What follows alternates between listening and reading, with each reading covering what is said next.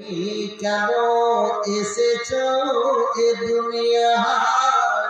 তুমি কেন এসেছো এ দুনিয়ায়? হে মোর জাতি রে, তুমি কেন এসেছো এ দুনিয়ায়? তুমি মুসলিম, তুমি মুমিন, তোমার এটাই পরিচয়, তোমার এটাই পরিচয়। তুমি মুসলিম, তুমি মুমিন, তোমার এটাই পরিচয়, তোমার এটাই পরিচয়। আর কতদিন পোহাবে এ দুনিয়া? হে মোর জাতি রে, আর কতদিন পোহাবে এ দুনিয়ায় দুনিয়ায়? বিগত যুগের যাত্রীরা, বিগত যুগের যাত্রীরা চলে গেছে সবাই সবাই। তাই তোমরা বেঁচে আছি তোমার দোহায়। হে মোর জাতি রে, কেন এসেছো এ দুনিয়ায়? কেন এসেছো এ দুনিয়ায়? তোমার আশা বৃথা নয়, তোমার আশা বৃথা নয়।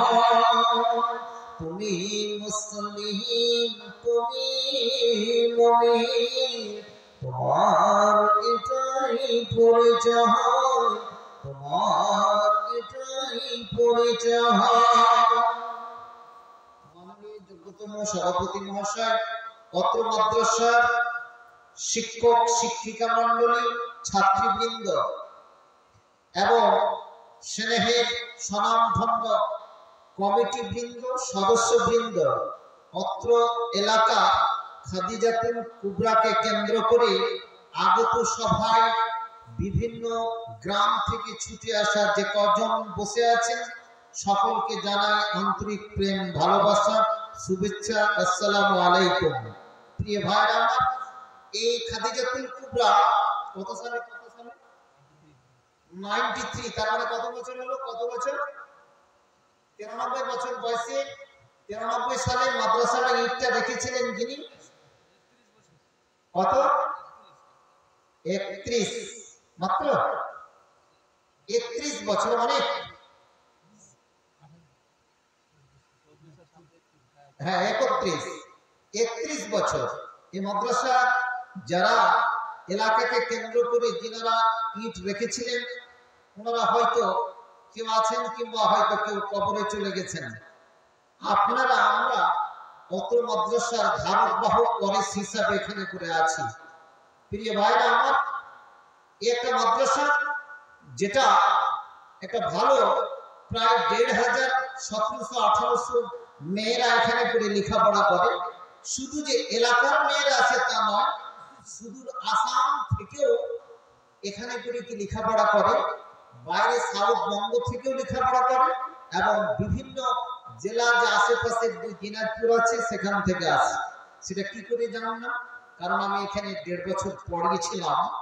জি, যে উঁচু এখানটা কিতাব পড়ানো হয় তার কিছু অংশ আমিও পড়িয়েছিলাম। শেখ আজিজুর রহমান সাহেব আছেন কমিটিতে, ওয়ালি সাহেব আছেন কমিটিতে, জি ইসহাক সাহেব, মাস্টার ইসহাক সাহেব আছেন, আব্দুল মালিক সাহেব আছেন। যা হোক, এই মাদ্রাসা আপনাদের, তাকে ধরে রাখার দায় দায়িত্ব আপনাদের এবং তার শ্রী বৃদ্ধি করার দায় দায়িত্ব কিন্তু আপনাদের। এতটা রাত্রিতে এই জালসা খতম হয়ে যাবে এটা কল্পনা করা যায় না। মানুষ কোন জায়গাতে গেছি আর কোন জায়গাতে যে গিয়েছি আমরা কল্পনা করতে পারছি না। প্রিয় ভাইরা আমার, 2 দিনাজপুর বিশেষ করে মালদা আজকে এই অবস্থা যে জালসা পরিবর্তে কিন্তু জালসাতে লোকজনের কি জবান কি দেওয়া যায় না, মানুষ শুনতে চায় না, আর শোনার পরে আমালও তো করতে চায় না। যে কজন এখানে বসে থাকে, যে কজন লোক এখানে বসে আছে, হয়তো বেশি বুঝছি না, তো হয়তো বেশি বুঝি না, বা হয়তো কোনো কারণে, যেই কারণেই বসে থাকুক না কেন, আল্লাহ আপনাদের এই বসে থাকাকে যেন কবুল করে। সকলে পড়ে আমিন। আমিন বলুন। মাত্র একটা হাদিস আপনাদেরকে শোনাচ্ছি, জগৎ থেকে চলে যেতে হবে। এই হাদিসটাই হচ্ছে কি আমার শেষ বক্তৃতা, শেষ উপহার, এবং শেষ দোয়াটা কিন্তু আপনারা একটু পড়ে যাবেন। এই জন্য আপনাদের সঙ্গে একটু সাক্ষাৎ করার জন্য এসেছি। প্রিয় ভাইরা আমার, আমরা যখন দেশ থেকে চলে যাব, জগৎ থেকে চলে যাব, তখন কেউ জান্নাতে যাবে, কেউ জাহান্নামে যাবে, পরিষ্কার কথা। কিন্তু যারা জান্নাতে যাবে, সেখানে আল্লাহ তাআলা কোনো জিনিসের একটু অভাব রাখবে না। হাদিসটা কিন্তু বিরাট বিস্তারিত, কিন্তু আমি ছোট্ট করে আপনাদেরকে বলছি। আমরা সবাই জান্নাত পেতে চাই তো? কি বলছেন? সবাই চান? তাহলে জান্নাত যদি পেতে চায়, তাহলে জান্নাতের সামগ্রী আগে তৈরি করতে হবে। আমি যে একটা জালসার থেকে আসছি, ওই জালসাটা ছিল কবরস্থানের উন্নতি গল্প। কবরস্থানের কি উন্নতি হবে? প্রাচীরের দরকার হলে সরকার করে দিবে, আর না হয় কি জমি জমা কিনবে। কিন্তু একটা কবরস্থানের কোনো কি গুরুত্ব আছে? যেই এলাকা আজকে কবরস্থানের জন্য জালসা করে বেড়াচ্ছে উন্নতি কল্পে, আমার কি নিশ্চয়তা আছে যে আমি ওখানে করে মরবো, আমার মাটি সেখানে হবে? মাটি তো অন্য কোনো জায়গায় হতে পারে, হতে পারে না। কিন্তু একটা প্রতিষ্ঠান যেখান থেকে ছেলে মেয়েরা কিছু শিখবে, আমার পূর্বপুরুষেরা শিখেছে, আমরাও সেখানে করে কিছু শিখবো, এটা কিন্তু আপনার দায়নি। কবরস্থানে যেতে গেলে কোথায় যেতে হবে? আগে মাদ্রাসা। মসজিদে যেতে গেলে মাদ্রাসা শিক্ষা অর্জন করতে হবে, মক্তবে আপনাকে শিক্ষা অর্জন করতে হবে। না হলে আপনি না মাদ্রাসার আবাদ করতে পারবেন, না মসজিদের আবাদ করতে পারবেন। এখানে যখন আপনি অকৃতকার্য ফেলিওর, তাহলে আপনি সেখানে করে অকৃতকার্য কোথায়? অপদে। ওখানে শুধু খাটনি নিয়ে যে মাটি চাপা দিলে কিছু লাভ হবে না, তার উত্তর যদি আপনি খুব পরিষ্কারকে দিতে না পারেন। ঠিক বলছি না বেঠে? ঠিক। তাহলে নামাজটা আমাকে পড়ে দিতে হবে। নামাজটা পড়ার জন্য কমপক্ষে বোগদাদি কায়দা খানটা আর আমসি করা খানটা পড়তে হবে। এ তালিম কিন্তু এখানে করে দেওয়া হয়। মেয়েটিকে শিখিয়ে দিলে, আমি কিছু পড়লাম না, মেয়েটিকে শিখিয়ে দিলাম, আমি কিছু জানলাম না, মেয়েকে আমি বুখারীর একজন শিক্ষিকা বানিয়ে দিলাম, আমি কিছু জানলাম না, আল্লাহকে ছেড়ে দিবে? আমার মেয়েকে আমি বুখারী পর্যন্ত পড়িয়ে দিয়েছি, আল্লাহকে কি ক্ষমা করে দেন? তবে একটা হাদিস আছে, তুই যদি একটা ছেলেকে হাফিজ বানিয়ে দে, তবে তার জন্য একটা বিরাট সওয়াব রয়েছে, যে একটা হাফিজ বানালো নিশ্চয় সে একদিন জান্নাত কি পেতে পারে। বলুন আলহামদুলিল্লাহ। যারা হাফিজ বলেছে তাদের জন্য বলছে কি ইকরা, তুমি পড়ো আর ফারতাকিব, এক একটা করে আয়াত পড়ো আর এক একটা করে মঞ্জিল তুমি কি উপরে উঠতে থাকো। কোরআন মাজিদে যদি 6666টা যদি আয়াত থাকে আর একটা করে যদি আয়াত পড়ে, তাহলে 6666টা মঞ্জিল হবে। বলুন আলহামদুলিল্লাহ। তাহলে এটা যেমন তেমন কথা নয় যে এর তো প্রতিফল আমরা এখানে করে পাচ্ছি না, এই প্রতিফল পরে পেতে পারি। সে প্রতিফল কোথায় পাবে? হাসরের ময়দানে একটা কোর্ট আল্লাহ তাআলা বসাবে, হাসরের কোর্ট। সেখানে করে বসাবে, বসার পরে আল্লাহ তাআলা জিজ্ঞেস করবে, সমস্ত কোনো জিনিসের অভাব নাই জান্নাতীদের, যেমন আমাদের আপনাদের কিছু অভাব নেই। হাদিসটা ভালো করে শুনুন, কোনো জিনিসের অভাব নেই। আল্লাহ তাআলা বলবেন, ইয়া আহলাল জান্নাহ, এই জান্নাতবাসী, হাল আযীদুকুম, তোমাদের কি আর কিছু বেশি কিছু প্রয়োজন আছে? সেজন্য বলো, পার্সি অফার হিসাবে জিজ্ঞেস করবে আল্লাহ তাআলা, আমার তোমাদের কি কোনো জিনিসের অভাব আছে? এই জান্নাতবাসী বলো। সবাই তো বলবে, আল্লাহ রে, তুই তো কোনো জিনিসের অভাব রাখিস নি, আবার তো জিজ্ঞেস করছে। বাপ যদি ছেলেকে জিজ্ঞেস করে, পুরুষ যদি স্ত্রীকে জিজ্ঞেস করে, তোমার কিছু প্রয়োজন আছে? আমি স্টাইল বাজারে যাচ্ছি, সানামদাতে যাচ্ছি, বলো। ছেলেকে যদি জিজ্ঞেস করে, বাবা তোমার কিছু দরকার আছে, আমি এই বাজারে যাচ্ছি, তাহলে এটা কত প্রেম ভালোবাসার কথা, তার খবর রেখেছে। আল্লাহ তাআলা তার সন্তান সন্ততিদের যে জান্নাতবাসীদেরকে জিজ্ঞেস করবে কিছু প্রয়োজন আছে। যেহেতু মেহমান যদি আসে কোনো বাড়িতে, কদিন থাকার অনুমতি আছে? সালাসাতু আইয়াম, 3 দিন। 3 দিন পরে যদি 4 দিন থেকে যায়, জামাই যদি হয়, তাহলে প্রথম দিন থেকে বিল কষে দিবেন 4 দিনে, তাই আপনার লাথি মেরে হাঁকিয়ে দিবেন। তাহলে এই কাজটা করবেন না, নিয়মটা। কিন্তু আল্লাহর যতগুলো মেহমান সেখানে করে গেছে, সে মেহমান কিন্তু যেমন তেমন মেহমান নেন, মুসলিম বিন গফুর রাহিম। আচ্ছা, একটা কাজ হলো, দ্বিতীয় নম্বর প্রশ্ন করছে আল্লাহ তাআলা তাদেরকে বলবে, রাইতুমুনি, তোমরা কি আমাকে দেখেছো? জান্নাতে সবচেয়ে বড় পুরস্কার একজন ব্যক্তির জন্য, একজন যুবতী, একজন বৃদ্ধা রমণী যারা জান্নাতবাসী হবে, সবচেয়ে বড় পুরস্কার আল্লাহকে দেখা, দ্বিতীয় পুরস্কার হচ্ছে আল্লাহ রাসূলকে দেখা। বলুন আলহামদুলিল্লাহ। এটাই হচ্ছে কি সবচেয়ে বড় পুরস্কার। প্রিয় ভাইরা আমার, সেই দিন আল্লাহ তাআলা কি যে হাসরের ময়দানে একটা কোর্ট যে বসাবে, জি বলবে আল্লাহ তাআলা সমস্ত ফেরেশতাদেরকে যে কোটি কোটি চেয়ার লাগিয়ে দিবে। এই যে আপনার এখানে যে বড় মাঠ, হাসরের মাঠে বড় বড় একটা কোর্টে মানে কি বলছে কি যে চেয়ার লাগানো হবে, টেবিল লাগানো হবে।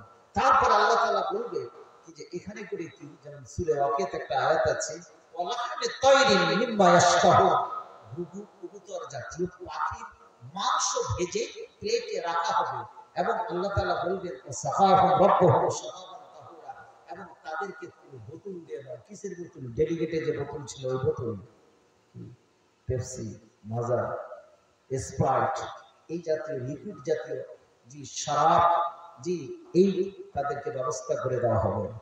ব্যবস্থা করে দেওয়ার পরে এগুলো আছে, সমস্ত কি ব্যবস্থা করতেই আছে।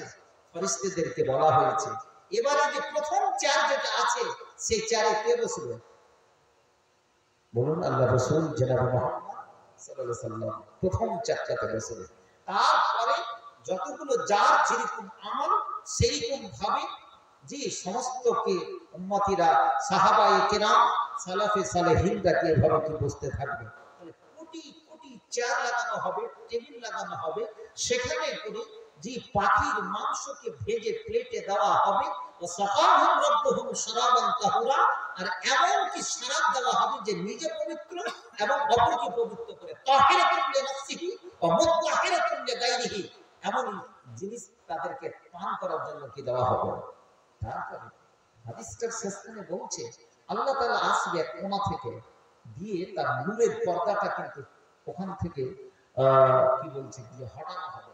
এবারে সমস্ত সমস্ত মানে যারা জান্নাতবাসী চেয়ারে বসে আছে, যেমনই কি নূরের পর্দাটা হটানো হবে, এক পলক খালি, এক ঝলক, আর সমস্ত জান্নাতীরা সেই দিকে কিন্তু চেয়ে থাকবে, না ঘাড় নড়াবে, না চোখের পলক মারবে, একেবারে কি দেখে থাকবে। কিন্তু আল্লাহর নূরের পর্দাটাই সরেছে, কিন্তু আল্লাহকে কেউ দেখেনি। যদি ঈমানের সম্পর্কটা হচ্ছে কি কুলেমুনা বিল গায়ব, না দেখে বিশ্বাস করা, দেখে নিলে কিন্তু ঈমান থাকে না। যেমনই ওটা দেখবে তারা চেয়েই থাকবে, চেয়েই থাকবে। প্লেটের উপরে পড়ে থাকলো, প্লেট পড়ে থাকলো, শারাবান তাহুরা পড়ে আছে, সমস্ত জিনিস পড়ে আছে, সুন্দর সুন্দর খাবার, সেদিকে না দিয়ে ওই দিকে কিন্তু দেখতেই থাকবে। ভাইরা এক ঝলক দেখে কিন্তু আল্লাহ তাআলা ওখানে করে আর নেই, আল্লাহ তাআলা কি চলে গেছে। কিন্তু যেই আজকে কি হয়তো আল্লাহ তাআলা কি দেখবে, এটা দেখতে হাদিসে বলছে, এটা দেখতে থাকবে, দেখতে দেখতে মোটামুটি একটা যুগ পার হয়ে যাবে। বলুন সুবহানাল্লাহ। কত পার হবে? একটা যুগ পার হয়ে যাবে। পিছন দিক থেকে যে সমস্ত প্রত্যেকটি জান্নাতবাসীকে কতটি করে হুর দেওয়া হবে, তাদের স্ত্রী হবে কতটি করে, বলে কতটি করে? এখন থেকে জেনে নেওয়া উচিত। যদি আল্লাহ কম দেয় তখন তো ঝগড়া করতে পারেন আল্লাহর সঙ্গে। যদি একটা কমই দিয়ে দেয়, কতটি দিবে? কতটি হুর দিবে? যদি আল্লাহ কম দিয়ে দেয় তখন তো ঝগড়া করবে না। লক্ষ্মী ভান্ডার যদি কম হয়ে যায়, ৭০-৭২টা যে হুর পিছনে আছে, হঠাৎ কিন্তু পিছন থেকে এসে ঘাড়ে এইভাবে মারবে, ইশারা করবে। আরে যেমনই ঘাড়ে মারবে তখন কি হলো, আরে কি খবর, একটা যুগ পার হয়ে গেছে। তুমি যে চেয়ে আছো ওই যে একটা ঝলকের দিকে, আমারও তো কিছু খবর আছে, আমাদের তো দিকে তুমি একবার কি ঘুরে দেখো। প্রিয় ভাইরা, ওজুহু ইয়াওমাইদিন নাযিরা ইলা রাব্বিহা নাযিরা। পুরো যুবক যুবতী জেনে রাখুন, জেনে রাখুন, আজকে যদি কি হাসরের ময়দানে যখন কোর্ট বসানো হলো তোমার বিচার ব্যবস্থা করার জন্য, ওখানে করে সমস্ত রকমের প্লেট লাগানো আছে, টেবিল লাগানো আছে, শরবত লাগানো আছে, সমস্ত জিনিস পিছনে হুরেরা 70-72টা হুর অপেক্ষা করছে, এই সমস্ত জিনিসের খবর রাখে না একমাত্র কি রেখেছে কোথায়? আল্লাহকে দেখার জন্য, আল্লাহর দিদারের জন্য যুগ যুগ ধরে সময় ধরে সেদিকে কি চেয়ে থাকবে, একটা যুগ পর্যন্ত সেদিকে থাকবে। পুরো যুবক যুবতী জেনে রাখুন দুনিয়াতে তুমি কি কাজ করেছো, তোমার কি সৎ আমল আছে, কি আমানতদারিতা আছে, কি সৎ কার্য আছে, এই সমস্ত জিনিসগুলো যদি তোমার সঠিক থেকে যায় তাহলে তুমি পরবর্তী জীবনে নিশ্চয় হাসরের ময়দানে তুমি কামিয়াব হবে, নচেত তোমার পক্ষে সম্ভবপর নয়। কে কে জান্নাত পেতে চান? হাত উঠান তো। কে বারান্দা চান? সবাই জান্নাত পেতে চান? এরকম আল্লাহকে দেখা এত বড় কি টেবিল, যে টেবিলের কি ভাগীদার আমাকে হতে হবে। 12টা বেজে গেছে, আমি বলেছিলাম বেশি নয় 10-12 মিনিট। তাহলে জান্নাত পেতে গেলে এত বড় টেবিল পাবো, এত বড় পাখির মাংস কি ঠ্যাং পাবো, আর এমন সারাপ সেদিন কি পান করে দেওয়া হবে। আল্লাহ রাসূলের কাছে 3টা জিনিস সবচেয়ে থেকে প্রিয় খাবার ছিল, তার মধ্যে কি যেটা লিকুইড তরল জাতীয় পদার্থ, তার মধ্যে একটা মধু হচ্ছে কি সবচেয়ে থেকে অন্যতম। কি মধু? সেই মধু আল্লাহ রাসূলের কাছে এত প্রিয়, সাহাবীদের কাছে এত প্রিয়। সেই জান্নাতি খাবার হচ্ছে, জান্নাতের রেস্টুরেন্টের খাবার হচ্ছে কি একটা কি মধু। এই মধু আমাদেরকে এত কি গুরুত্ব দিয়েছে, এবং মধু শরীরের ভিতরে এত গুরুত্ব, যেখানে ভিটামিন কে এবং সেখানে কি গ্লুকোজের কি পরিমাণ রয়েছে। ফজরের নামাজ পড়ে আমাদেরকে এগুলো পান করলে আমাদের অনেক কিছু কি সুবিধা হয়। প্রিয় ভাইরা আমার, ওই হাসরের ময়দানে যে কোটি কোটি চেয়ার লাগবে, সেই চেয়ারের ভাগীদার যেন আমরা হতে পারি। অত্র মাদ্রাসাকে সম্মুখে রেখে যে সমস্ত মেয়েগুলো আজকে এখানে পড়াচ্ছে, যে সমস্ত গার্জেনেরা, তাদের জীবনকে আমি আজকে তাদের জন্য কি বিশেষভাবে কি দোয়া করি। যারা মাদ্রাসা তৈরি করেছেন তাদের জন্য কি দোয়া করি। এলাকার সমস্ত ছোট বড় নির্বিশেষে যারা সহযোগিতা করছেন তাদের জন্য, কমিটি সহ সকলের জন্য কি দোয়া করি। আজকে আপনাদের কাছে সেই কথাটিকে বলতে চাইছি, অত্র মাদ্রাসা নিচের প্রতি যদি কি মহব্বত থাকে, সেখানে মেয়েরা যদি আজকে পুরোপুরি থেকে শিক্ষা অর্জন করে থাকে, তাহলে বাস্তবিক পক্ষে আপনার ইহকাল এবং পরকাল সাফল্যমণ্ডিত হবে। এটাই আমার কি আসনা, মানে কামনা এবং বাসনা। এবং আপনাদের জন্য দীর্ঘায়ু আমি কামনা করছি। যত মাদ্রাসার খিদমত যেন আপনারা যে যুগ যুগ ধরে একটা নসলদার নসল যদি চলতে থাকে, এটাই হচ্ছে কি কামনা বাসনা। আমরা এখান থেকে চলে যাব, কালকে এখানে করে কি খাদিজাতুল কুবরা নিবাসী ডাক দেবে না যে কালকে এরকম কোন প্যান্ডেল এবং কোন সামিয়ানাকে লাগবে না। আজকে যখন লেগেছে মধ্যরাত্রি মিডনাইট, ঘড়ির কাঁটা 12টা পার করে একটা দ্বিতীয় পর্যায়ে কি পড়ে গেছে। নিশ্চয় বিছানা আমাদের একাপুরকে অপেক্ষা করছে, বাড়ির লোকজন অপেক্ষা করছে। নিশ্চয় ফজরের নামাজটি এশারের নামাজ যেন আমাদেরকে গোল পাত্তা কি না হয়ে যায়। জি, সঠিকভাবে যেন নামাজটা পড়তে পারি। মাদ্রাসাকে যেমন ভালোবাসি, জালসাকে ভালোবাসি, ফকির মিসকিনকে ভালোবাসি, জি আল্লাহর মসজিদকে ভালোবাসি, ঠিক সেইভাবে যেন আমরা সেখানে করে গিয়ে যেতে পারি। এই দোয়া আপনাদের কাছে রইল। যার শেষ ভালো তার সব ভালো। চলতে চলতে শেষ দোয়া করার আগে একটু মুসাফা আপনারা করে নিন। মাত্র 100 টাকা করে টাকা মাদ্রাসাতে আপনারা হাত মিলিয়ে এখান করে দিয়ে চলে যান, এই অনুরোধটা করব। মা বোনদের সংখ্যা কি বেশি আছে, মা বোনদেরকে বলবো ওখানে করে যদি মাদ্রাসার কোন কমিটি বা মাদ্রাসার কোন ছাত্রী যদি থাকে, তাহলে মা বোনদের কাছ থেকে সে কালেকশনটা করে নেয়। 100 টাকা আপনাদের কাছে চাইছি, মুসাফা করে আমরা এখান থেকে শেষ দোয়াটা নিয়ে কি বিদায় হবো। আসুন, মাত্র 100 টাকা করে টাকা এখানে করে একটা না থাকলে কারো কাছ থেকে লিখিয়ে দেন। আমি বলেছি যার শেষ ভালো তার সব ভালো। কি বললাম? যার শেষ ভালো তার সব ভালো। 100 টাকার কোনো গুরুত্ব নাই। এই যে চলে আসছে আমাদের সুরুর কি দিনাজপুর শহীদপুর কি এরিয়া থেকে ইমতাজ ভাই, আমাদের মোশাররফের বিল্ডিং এ একটি বেকারের কি দোকান দিচ্ছে। এরা ইমতাজ আর মুমতাজ দু ভাই কিন্তু খুবই নামাজি। এরা আগে যে কিন্তু উপস্থিত হয়ে থাকে মসজিদে। মাশাআল্লাহ, সালামটা করে গেলেন। জি আরেক ভাই, এরা একটা ব্যবসা বাণিজ্য করে। আল্লাহ তাদের ব্যবসা বাণিজ্য তুমি রুজি রুটিতে বরকত দান করো। এই যুবক ছেলে জি কি নামাজে কত তারা চকচক করে আসেন। জি মাশাআল্লাহ। আরেকজন সব আছে, তার পক্ষ আছে, এটাই শেষ বক্তব্য। আমার নাম হাবিবুল্লাহ, নাম রাখবেন। হাবিবুল্লাহ, আরেকজনকে 100 টাকা, মাশাআল্লাহ। আসুন চটচট করে, এই তো ভাই কে বলছে শেষ বক্তা ভাই আর মাত্র 100 করে টাকা চেয়েছি, দোয়া নিয়ে 100 টাকা। আমরা চলে যাবো ইনশাআল্লাহ। হ্যাঁ, মাশাআল্লাহ। যার শেষ ভালো তার সব ভালো, শুধু চাইছি না মাদ্রাসার জন্য। হ্যাঁ, আমাদের যাবেন না, শেষ দোয়াটা পড়বেন। নামটা কি? মোহাম্মদ হানিফ ভাই। আজকে বক্তা একজন হানিফ ছিলেন আমার বন্ধুবর।